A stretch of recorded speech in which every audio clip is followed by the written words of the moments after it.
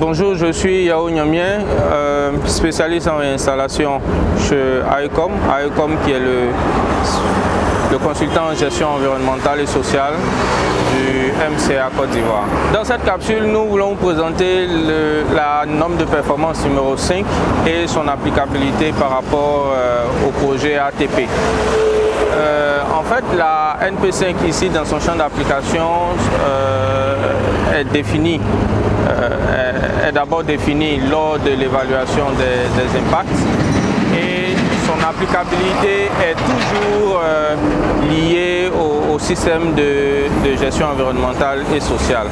La NP5 a d'abord pour objectif d'éviter toute réinstallation involontaire et de limiter autant que possible les impacts négatifs sur l'environnement social.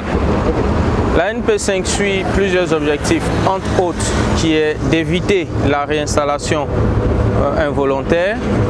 Et à chaque fois que cela n'est pas possible d'éviter, il faut limiter ou le minimiser sur les populations. Les expulsions forcées aussi sont à éviter dans le cadre de l'application de la NP5. Pour les impacts qui n'auront pu être évités, la NP5 suggère de les compenser de sorte à ce que les moyens de restauration existantes des populations affectées soient suffisamment conséquentes pour ne pas les plonger dans la pauvreté ou dans une situation plus défavorable qu'elle ne l'était avant l'application ou l'implémentation de notre projet. La mise en œuvre du projet ATP implique des cas de réinstallation du fait de son implémentation en zone urbaine.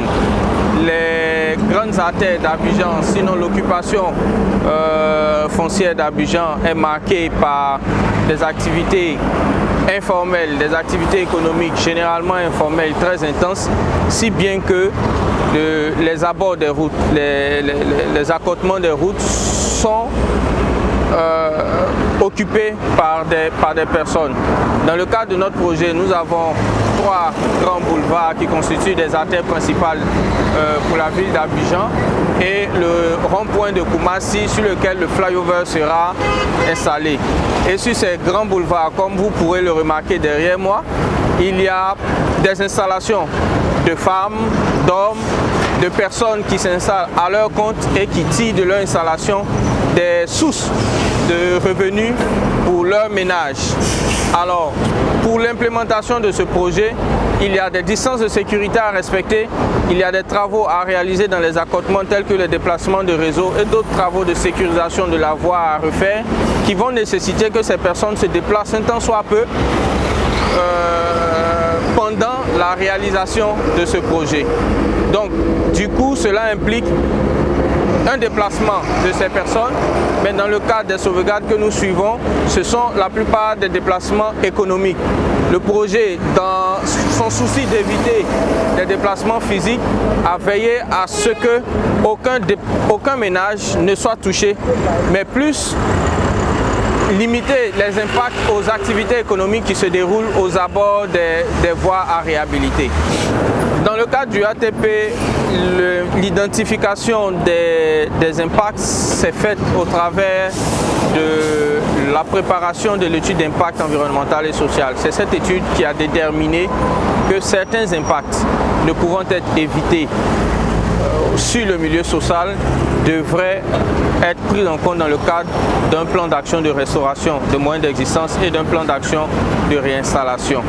Pour ce faire, le consultant architecte et ingénieur Aegis, mandaté dans le cadre de la conception technique du projet ATP, a réalisé également l'étude d'impact environnemental et social ainsi que le PAR. Dans la préparation du plan d'action de réinstallation, des équipes ont été déployées sur le terrain dans le cadre d'identifier dans une zone bien définie les personnes installées, les activités qui s'y mènent et comment est-ce que ces activités pourraient être impactées par le projet. Suite à la phase de terrain, une base de données a été créée et regroupe l'ensemble des personnes potentiellement affectées par le projet. Pendant que la phase de terrain s'est se passait. Et même avant que nos équipes n'arrivent sur le terrain, il y a eu plusieurs séries de consultations des populations pour les informer de ce que MCA Côte d'Ivoire envisage faire comme travaux sur la voirie, de les informer des impacts potentiels qu'ils auraient à subir et de leur décrire le processus d'identification des personnes affectées qu'ils sont et comment est-ce que les impacts qu'ils subiront pourraient être mitigés dans le cadre de la mise en œuvre des plans de restauration de moyens d'existence et des plans d'action de réinstallation. Dans le cadre spécifique du boulevard de la Paix et des autres boulevards du projet, une indemnisation, sinon une compensation plus large des personnes affectées a été déterminée. Mais il faut signaler que les compensatoires ont été identifiés par des spécialistes en réinstallation de l'architecte ingénieur, de ESOC et de MCA Côte d'Ivoire, avec l'appui notamment des spécialistes de MCC. Et ces mesures sont contenues dans les plans d'action de réinstallation et les plans de restauration de moyens d'existence, qui ne sont que des documents qui formalisent la planification de la mise en œuvre de ces mesures.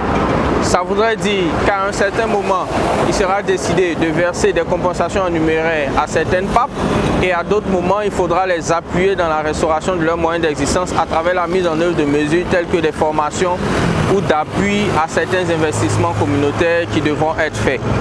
Et ces documents sont en cours de préparation, les premiers jets sont achevés. Nous allons passer à des phases consultatives intenses avec les populations pour nous assurer que les mesures décrites dans ces différents documents, dans ces différents plans, respectent au maximum leurs attentes et que nous garantirons à travers l'implémentation de ces plans une restauration de leurs moyens d'existence et nous garantirons ainsi que ces populations ne seront pas plus pauvres qu'avant que le projet ne soit implémenté.